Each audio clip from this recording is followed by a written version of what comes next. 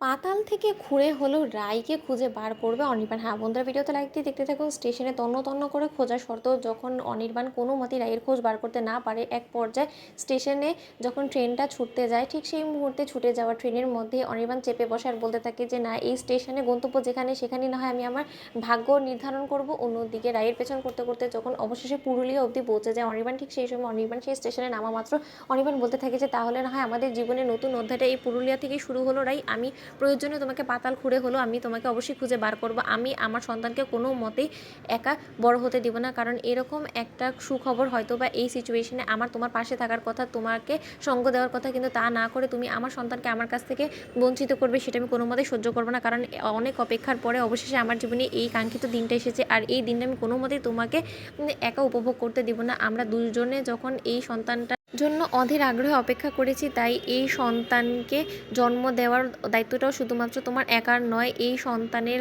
গোটা জার্নি জুড়ে আমি তোমার পাশে থাকতে চাই, আর তার জন্য যে করে হোক না কেন আমি তোমাকে অবশ্যই খুঁজে বার করবই। অন্যদিকে অনির্বাণ রাই রাই করে যখন চিৎকার চেঁচামেচি শুরু করে দেয়, ঠিক সেই মুহূর্তেই রাই হঠাৎ করেই খটকা লাগে, আর রাই বলতে থাকে যে কেন জানি আমার মনে হচ্ছে যে অনির্বাণ হয়তো এখানেই আশপাশে কোথাও আছে, কিন্তু অনির্বাণ এখানে কী করে আসবে। অন্যদিকে রাই পৌঁছানো মাত্রই যখন স্রোতকে ফোন করে বলতে থাকে যে স্রোত, মাকে বড় যদি বলে দিস সেখানে নেটওয়ার্কে যথেষ্ট পরিমাণে প্রবলেম, আমি পুরুলিয়া এসে পৌঁছেছি আর আমি একদম ঠিক আছি। অন্যদিকে স্রোত বলতে থাকে আচ্ছা দিদিভাই, তুই এরকম একটা সত্য আমাদের কাছ থেকে লুকোনোর সাহসটা কী করে করলি বলতো?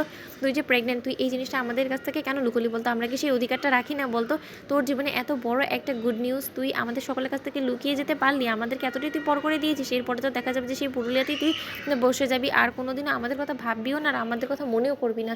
আমরা হয়তো তোর জীবনে আর কোনো রকম কোনো ইম্পর্টেন্সই রাখি না, তাই না রে? তখন রাই বলতে থাকে যে স্রোত, তুই এটা কী করে জানলি বলতো? তখন স্রোত বলতে থাকে যে তুই ড্রয়ারে তোর গোটা ফাইলটাকে যখন রেখে গিয়েছিস, তাহলে সেই জিনিসটা অবশ্যই তোর জানা উচিত ছিল যে এই ফাইলটা কারো না কারো নজরে অবশ্যই পড়বে, আর যখন কেউ এই রিপোর্টসটা পড়তে পারবে তখন নিশ্চয়ই জেনে যাবে যে না, তুই কনসিভ করেছিস।